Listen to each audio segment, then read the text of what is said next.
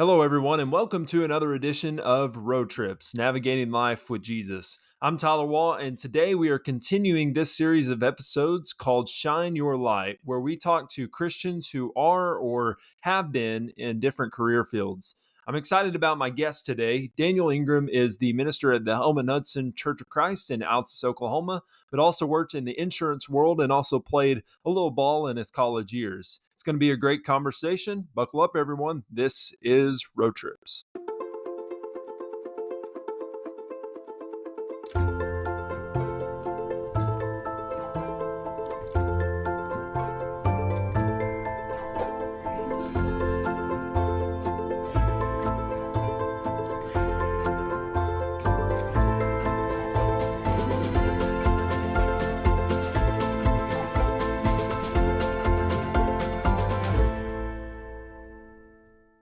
All right, Daniel Ingram, welcome to the show. Tyler, how you doing, bud? Pretty good. Thanks for coming on. Well, I appreciate you having me, man. I'm really excited to be a part of this, and I like what you're doing, and hopefully I can share something that might be beneficial to somebody out there. I don't know. Absolutely. I don't have very much knowledge, but I don't mind sharing what little I do have. So, I'm sure it's more than you think. Hey, well, for our listeners, before we get going, I guess a fun fact was the ring bearer at your wedding. That's just you for our were, listeners to know. So there's that special connection there. yes, you did a very good job. We didn't Thanks. trust you Thanks. with the ring, obviously, but you walked down the aisle pretty well, and you got to the end. You didn't Yeah. make too many good scenes, so good job. Yeah. It was a great day. Great day. So You have a you long life. played you played a little baseball during your time in college. What was that like? And what was it like being a Christian in that college athletic environment? Well, I was very blessed to be able to play a little college baseball. I know a lot of people don't get that opportunity, and so I was able to do that. I came to Western Oklahoma State College and played 2 years, and then went to Southeastern Oklahoma State University and got to play. I only played 1 year there because I decided I was going to get married, and so after my junior year, I hung them up and got married to actually your cousin, and the rest is history on that deal. But baseball's it really was a blessing to me as far as being able to play that in college. It was once you get to that level, it's almost like a job. It paid for my college. And so I was able to pocket some money, and I mean, just as far as the baseball side of it, it taught me a lot of really good things that I was blessed to be able to do. It taught me, work ethic, teamwork, how to handle adversity. It taught me how to lead and work towards a common goal with people, and so it's helped me in a lot of different areas of life. And I still have a lot of good connections through baseball, a lot of good buddies that I played ball with most of my life, and so I was blessed to have that opportunity. But one of the things about college baseball and really college in general, my drinking team had a baseball problem. Morality as far as some of the things that that go on in college or go on in baseball. I mean, just the baseball side of it was great, but not everybody has the same moral fabric or moral ideology. And so sometimes being a Christian in that atmosphere is difficult. I'll be honest with you, I wasn't perfect in everything that I did, but I think what helped me was when I was being recruited by colleges coming out of high school. One of the things that I told them is I didn't want to play base. I didn't want to actually play on Sundays or Wednesdays. And some of the colleges, that was the majority of their games. I think there's two of them that they play 2/3 of their games on Sundays or Wednesdays, and so I had to tell those colleges no. But Western, Kurt Russell worked with me on that deal, and that really helped me just coming in with just kind of a coach who knows kind of what you stand for. He knows that this is a big part of your life. It's not just church or going to church, but just that this is. I mean, having a church family, being involved in religious activities. Faith is a big deal to me. And so I had a coach that would work with me on that, and Russell did that, and I was very blessed by that. But as far as playing baseball and just the everyday life of a baseball player, I mean, you wake up, you go play ball, or you wake up. We had practices in the morning, we had our classes, we had practice all afternoon, and then you go eat supper, and then you practice again at night. And so there wasn't a whole lot of downtime, but there was late nights or late evenings, and just hanging out, college guys hanging out. But I remember some of the things that a lot of my friends were baseball players, and they just didn't have the same moral fabric or the ideology that I had. A lot of vulgarity, sexuality, immorality. it was just a part of the atmosphere. Party scene, girls, that type of thing. I'll be honest with you, I didn't realize how bad it was until after I had stepped away from it for a year or so. And then I brought Chanel to a baseball game at Southeastern, and I went into the dugout talking to some of the guys, and I was almost ashamed that I had my wife with me because of the things how they just talked and something I'd just grown used to through 3 years of playing college baseball. But no, at Western and at Southeastern, I was kind of known as a goody goody or a church boy. That's what some of the guys would call me. They would kind of make fun if I didn't participate in things like a party, if I didn't go to a party, or if I wasn't involved in something that they want to be involved in. But over time, honestly, I felt like I gained respect and I was respected by my teammates, and I appreciated that. They might poke fun at me, make some jokes, but ultimately I quit getting invited to things. And then, before they would say something or do something, they would be thoughtful of kind of where I was at. But I just felt like my boundaries were respected over time because I held to my convictions on things, and I didn't talk the same way that they did. And like I said, there were times that I didn't always make the best decision or let my light shine as I should have. But for the most part, I felt like I had respect from my teammates and my coaches in my faith and in my following of Jesus. And now what's interesting about it, I was thinking about it when I was thinking about college baseball, is I live in the town and minister in the town that I went to college. I see people at Walmart that I went to college with, and I tell the Chanel all the time. I'm like, man, there's some decisions I could have made that I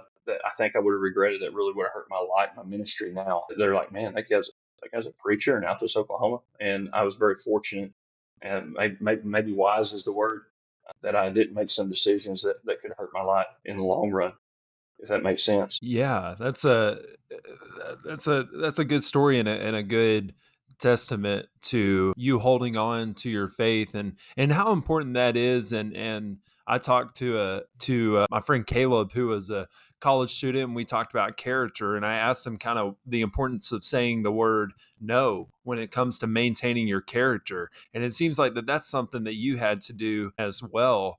Being on a college team, you have to say the word no, and you have to hold fast to your convictions, and that's important that you did that, and it's helped your ministry in the long run, and that's a good thing. So that kind of brings me into my next question, and you've kind of touched on this, but maybe some specific things. What were some things you did throughout your time in college playing baseball that helped you maintain your faith? I think probably one of the biggest things that I did, and I just committed myself to it, and it seems so cliche, but it was something that is how I was raised, and I held on to it through college as to the most best of my ability. And that is, I committed to going to church. I believe surrounding yourself. It's not just about sitting in a pew. It's not just about going and doing church or doing the legalistic things of church. It's being a part of a church family and being in a culture that loves and serves God and wants to hold to His righteousness. And even when I wasn't feeling it, even when it might have been difficult, I committed to going to church, especially if I was in my hometown. I committed to going to church. I made it my routine. I went to class. I went to Bible classes. I went to Wednesday nights. I was involved with church events outside of church whenever I was free. Kind of mentioned my baseball schedule. It was 8 hours a day, baseball, give or take. But I remember being in a Wednesday night college class, and there's like four of us in this college class here at Altus. And I can remember, it was a late night, and then just studying and cramming stuff, and then played baseball all day long and showed up to class. I fell asleep nearly the whole class. I couldn't stay awake. But just being a part of that atmosphere and being there and being connected to other Christians, that is something that really helped me because it would have been easy for me to just been tired, not gone, not made a priority, and then begin to drift just because of the culture that I was in the majority of my time, surrounding baseball and it wasn't the most godly atmosphere, and so I made that a priority. I tried to hang out with friends that had the same convictions that I did. Usually on our baseball team, what I've come to realize in every setting is everyone sees themselves as Christians. They proclaim that they love Jesus, that Jesus is their king. But sometimes, and I'm not saying that we're all perfect with this, but sometimes they live something completely opposite, or they don't surrender Him in every area. But I try to surround myself with guys who really wanted to live rightly in the eyes of God. And so I had some really good friendships here at Western, and then when I went to Southeastern, I actually lived with. It's a funny story. A good buddy of mine, Waddell Hearn. I lived with him, and I guess he wanted to make money, and so he had three other guys. At one time, there's five guys living in a three-bedroom house when I was at Southeastern. We were all Christians, and we had Bible studies, and that was a true blessing. I think that was something that really strengthened my faith because I lived with those guys. We went to church together. We went to college devos, 2 or 3 times a week, and so just having those relationships really helped me, really spurred me on to hold on to my faith and to live in view of God. And so actually was easier at Southeastern. I had some good friendships at Western. The majority of my friends were baseball players, but I've actually got some people that worship with us here at Elman Hudson that I went to college with, and that was my connection with them, and they were a blessing to me as well. But just things of surrounding yourself with people who want to live by faith in Jesus and surrender to Him, and that really helps you and spurs your faith along as well. Yeah, and it kind of goes back to what you were saying before that question, the first question, where when you're standing up for your faith, and when you're having to put that stake in the ground and say, this is where I draw the line, these are my values, this is who I want to be, it can kind of make you feel like you're alone in that. And so being a part of that Christian community, attending worship and doing things outside of worship with your church family can help you feel less alone in your faith, and to help you spur one another on, as the verse says, to help us grow in our faith. And that's just kind of what I got out of what you were saying. In a place where it's not very popular to live righteously and to maintain that character and to shine your light, having that sense of community can help you feel less alone in that place where you were at. And so I think that that's really important for us as young adults. And if a Christian college athlete is listening, to plug in and to be a part of that community. And it's important throughout all of our lives, even as you get older. So, what advice would you give to a Christian college athlete? What would you tell them? I think the first thing I would tell them is let your Christianity define your athleticism. Sometimes that's a oxymoron, Christian athletes, but don't be an athlete first. And I think just something that I wanted to commit myself to was I want people to see my Christianity above them seeing me as just a baseball player. The reality of it is if you're an athlete and you're going to go play in college, that's great. You have some great opportunities, but that part of your life will change. And that is a reality that you're not going to play baseball for the rest of your life. You can't define your life by it. Most people, when they get into college, they realize this is actually a lot. This is a lot more serious than what high school was, or it's more like a job. And so a lot of people, they may hold on to it, but it will change. And so if you let your life be determined by being an athlete, there's going to come a day when you're not one anymore. And if you've built your whole life around it, you lose a lot of your identity. So be a Christian first, and just choose that in your life. Something kind of going back to the last question, something I had to do when I was in high school, and it's a silly little story. Looking back at it now, my 17-year-old self, I can remember that after a baseball game in high school, there's 4 or 5 of my high school buddies that they actually were going to go to a party, and there's a lot of people from school going to go to a party. I don't know what was going on at the party, but I just remember I didn't get invited to it. A little bit feelings were hurt, but I just uh, had to sit down with myself and just said, it's okay that I didn't get invited to this. I probably couldn't have participated in some of the things going on or all the things going on.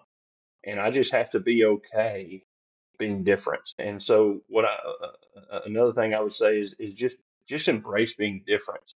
Embrace being, not being accepted, not being invited. It's okay. It's okay. And I just tell myself that day, I'm just going to be me, and I'm not going to let anybody else try to define me or try to move me, but just committing to standing your ground. But as a college athlete, you have to be okay with being different or being left out. So with not getting involved in some of the fun or the pleasure. One of the pulls, I was blessed that I met Chanel my sophomore year in college, and I knew pretty close into the start of our relationship that she's somebody that I'd like to marry, and ended up marrying her. And but you not everybody gets that. And one of the big pulls, and I'm just being honest here, one of the big pulls and being a college athlete is the attention you get from girls. That's just it. The attention you get from student body, and you just have to be okay not getting that. And because not all the attention that you're going to get is a healthy type of attention, and so be okay not getting uh, invited, not being a part of that scene of pleasures or what would be considered fun. And it's okay. It's okay not to have that fun. There's a lot of decisions. Again, there's a lot of things that I could have done for fun that I think I would really regret in my older years of life. And so the really the last two things I would say, if I was just giving advice to a Christian athlete, is surround yourself with Christians, true Christians. And what I mean by that is people who are surrendering to Christ. It's one thing to say that Christ is King; it's another thing to follow Him. And so surround yourself with people who make you better and a better follower of Jesus Christ. But then the last thing, and again, it's simple, but it's easy as a athlete to lose focus of this because of the busy. Make church a priority. Make being with Christians wherever Christians meet. Make that a priority. Create a rhythm in your life of being with Christians and studying the Word of God. And I think if you can do those things, it will really bless your life immensely. Yeah, you said a lot of good stuff there. And I kind of want to go back to what you were saying there at the beginning. We tend to put things in a box or in separate little cubbies, like how you have in elementary school. Here I've got my job. Here I've got my school. Here I've got my relationships. And then over here is my faith. When in reality, and kind of like what you were saying, your faith should just encompass all of that. Everything should be about your faith. You're not an athlete and a Christian, you're a Christian athlete. You're not a teacher and a Christian, you're a Christian teacher. Everything we do as Christians is within the context of us trying to follow Christ. And then embracing being different. That's such a hard thing to do. And I'm sure, looking back on it, you were maybe thinking you may be thinking, well, that wasn't too bad. That wasn't so hard. But at the time, like you were saying, when you were 17, it does hurt. And in the moment, it does kind of sting a little bit. But we're reminded in 1 Peter 2:9 that we're a chosen race, a royal priesthood, a holy nation, a people for his own possession. And I like the King James version that says we're a peculiar people. In other words, we are different. And if we're not different, if our lives don't look any different than the world, to your point, then there's something that we may need to change. There's something that we do need to change, and kind of what you have been talking about surrounding yourself with Christians, embracing that Christian community. So switching gears a bit, I kind of just want to ask you the same things, but you worked in the insurance world before ministry, which I don't know anything about, but I really just want to ask you some questions, a couple questions about this area of your life. What was it like being a Christian in that specific career field? Well, I'll be honest with you, man. I worked at a really good office. I had some really good bosses. Worked with some really good people. I worked with some really ethical people who respected everyone who came in the door. We took care of people's needs. It wasn't about money. It was a great work atmosphere. I worked with a lot of Christians, and I was very blessed. I think God took care of me on placing me where He placed me. I worked in an office where the guys prayed together. But just the insurance business as a whole was really good to me. If it wasn't for some circumstances in life that I felt like I needed to come be the preacher down in Hudson, I'd still be doing insurance. I really enjoyed it. I got to play a lot of golf. I don't get to do that much anymore. But as far as insurance, there's a lot of stigma around the insurance business. I know a lot of good dudes, but also I know a lot of guys that I probably wouldn't do business with personally. But one of the things about just working in that office, I was just blessed because um, that's what they promoted was you are a Christian first, and we want those convictions to come out in how you do and how you take care of people and how you do business here with us. And so very blessed. I may have been in, I know people in insurance that's not the atmosphere. I know people in all work atmospheres that's not it. And so I was very fortunate to have that. But there again, working in office where your faith it does define the majority of people in that office. That was a huge blessing to me, and I think it flowed in how we did business. There's in every business setting, there's maybe somebody who had a bad teacher, that teacher was burned out or whatever it was, and so now they just don't like teachers because of one teacher. That's kind of how insurance can be. There were a lot of people who I know a lot of few people who struggle with insurance agents because they like, I had this guy and I felt like he didn't take care of me or he was all about money.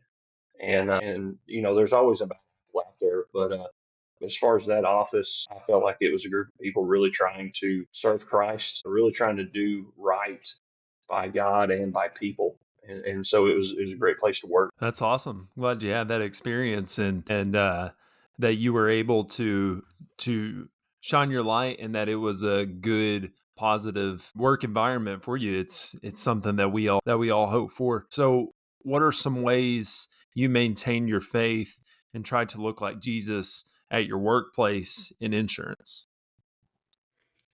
One of the things that I prided myself on was just taking care of people, and again, I think that was the culture of the office. One of the things that's easy to do because you are commission based when you sell insurance, and is to see people as money, or see people as objects, or see people as the means to an end, and that can happen from time to time. But one of the things that I really try to do is care about people. One of the things that I kind of prided myself on is we had people that were belligerent that would come in, like maybe they hadn't paid a bill, their insurance was canceled, maybe something had happened with a claim that they didn't go the way they thought, and they would come in angry. And one of the things I was actually pretty good at, and I enjoy doing it actually, is I would come in and I kind of diffuse them a little bit and help them to understand maybe explain something, calm them down a little bit. But I feel like I showed love to people in that work uh, in environment, and how I talk to them, even in the integrity of it's easy.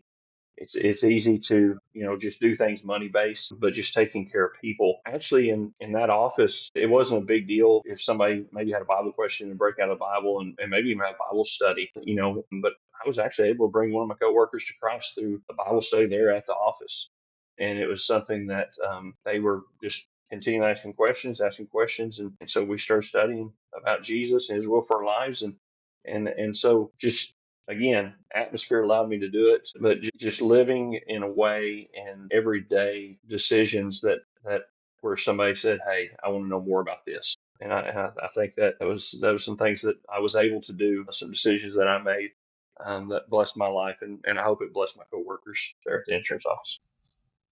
Yeah. So basically, you helped influence people by your words. You were having intentional conversations with people, and you weren't afraid to let your light shine and ended up bringing someone to Jesus, but also just by your example and the way you conducted yourself and the way you didn't blow up, you didn't get angry, you didn't feed into what the world so often wants us to feed into, and that's the anger and that's the the outrage that you see so often in our world today. And we as Christians, we don't need to feed into that. We need to be the peace. We need to be the peacemakers, as Jesus talks about, and to be that kind answer and that soft answer. And it seems like that's what you were able to do. And that's a great thing to be in the workplace. And that's a great way to shine your light.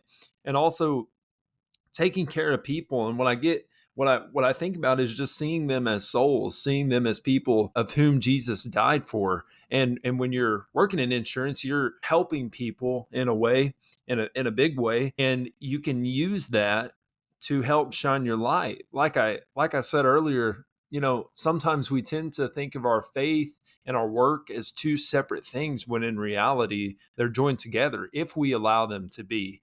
And I think that that's something that we can take from this conversation and something that we can use in our lives. So last question, same thing I asked about baseball or college athletics. Someone comes up to you, they want to enter the insurance field. What are you going to tell them?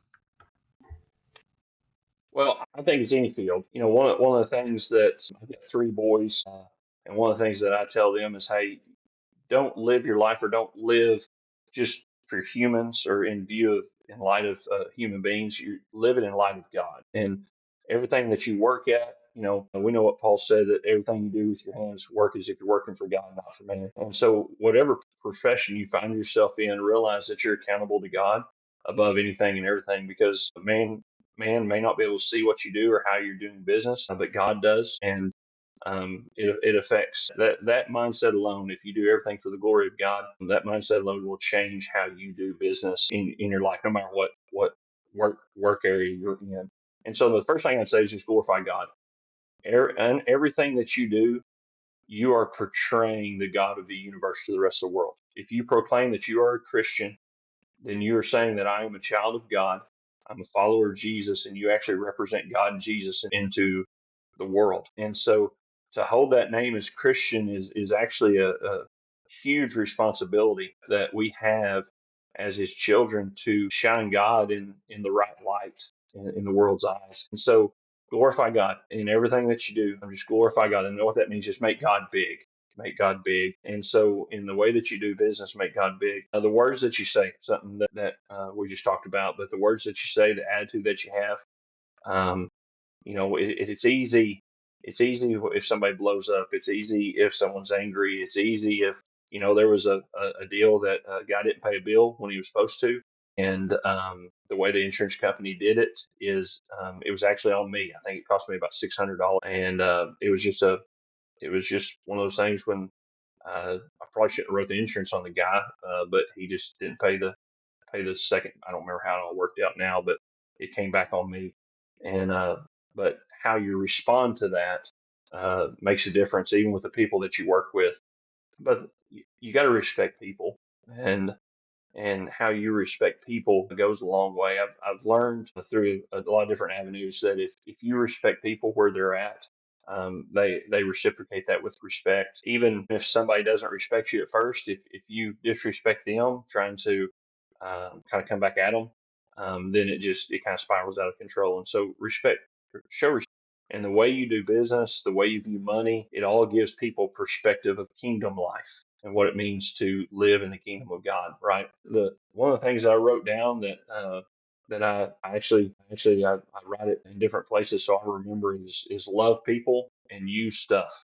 Love people and use stuff, and don't get those things switched. And sometimes when you're working on commission, sometimes when, the more people that you have, maybe the more money that you make, sometimes the thing that happens within our minds is we begin to use people and love stuff, or go after people to get their stuff. And I mean that like not necessarily in a bad way or stealing their stuff. I'm just saying, approaching people with the reality that I'm just doing this to make money off of them. It's kind of like what you said a while ago. People have souls, and we need to see people as souls that are created in the image of God, and that God is working in their lives to bring about something greater than what we see in this world. And so, thanks souls. Thanks souls. One of the things that, if anybody's listening, they're already in sales, they know this. There are things that you do as an insurance agent that kind of build a bridge between you and people. One of the things that I would do is I would actually go watch sporting events of kids, so that, especially people who I wanted their business. So I would do things that would build a relationship to where maybe one day, if they were ever looking, or maybe if they wanted to do something with insurance, or just building a relationship where I could write their insurance and take care of them, and also provide for my family. And so there were a lot of decisions that I made in pursuit of people. I mean, some of it was years, 3 or 4 years of approaching, of building that relationship for a goal of writing their insurance, of them being a customer, and again, taking care of them. But what I've realized is, and now that I'm a preacher, is I really do the exact same thing, is pursuing people with the goal of connecting them to God one day. And I feel like I could have done better with that in insurance to an extent. I did okay, but probably not as good as I could have. But I do that today preaching. There's conversations that I have, there's things that I go to where I'm not trying to downplay this, but it is a sales mentality, that there are things that I do in people's lives that I'm trying to build a bridge so that one day they might can be connected to God. And so view your work atmosphere as such, and especially if you're in something like sales, because you're going to connect yourself to people, and if you're taking care of people, you're loving people, you're doing what's right by people, respecting people, they're going to see something different. and that relationship, that work relationship, can turn into something greater where you show them the glory of God, connect them to Him. And so that would probably be my advice: is just think souls in every area of your life. I mean, there is a reality that we need to go into all the world and we need to draw people to God. And so really keep that forefront in your minds. Hmm. Yeah, you said a lot of great things there, and I love the phrase "think souls," and also kind of like what you were saying at the beginning. What I get out of that is just be God's messenger, be the ambassador, I guess, of Jesus that we're called to be, because not only people are watching. But also, most importantly, God is watching. And like you said, if we claim to be a follower of Christ, then our lives have to reflect that. And so that's so important, especially in the workplace where we spend so much of our time and where we, especially in your job that you interact with people so much. And I'm sure it is easy, especially being commission based, to just want more people just so you can, make more money or make profit. But instead, viewing them as people is always, and as souls created in the image of God and someone that Jesus died for, is always the route to go, especially as Christians. And as you were saying that, I was thinking, well, I bet this has helped him in his ministry. And you answer my question. So, hey, this has been a great conversation. Thank you so much for coming on the show, Daniel. Hey man, I appreciate you having me, and yeah, I had a lot of fun doing this, and again, hopefully shared something that will connect with somebody and maybe help somebody out in the future. But yeah, it's been great. I appreciate you having me. Absolutely. And thank you for listening to another edition of Road Trips.